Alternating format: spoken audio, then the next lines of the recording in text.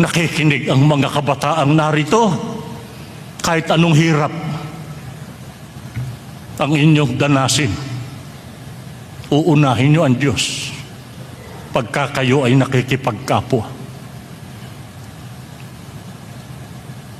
Kahit anong problema ang inyong nasasagupa, uunahin niyo ang Diyos. Pagka kayo malayo sa magulang, katulad ng mga naritong nagsisipag-aral,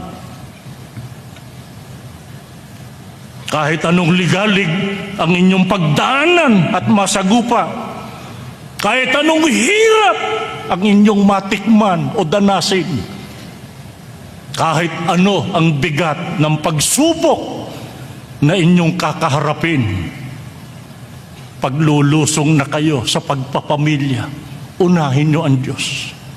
Masunod ang gusto niya para mapabuti kayo.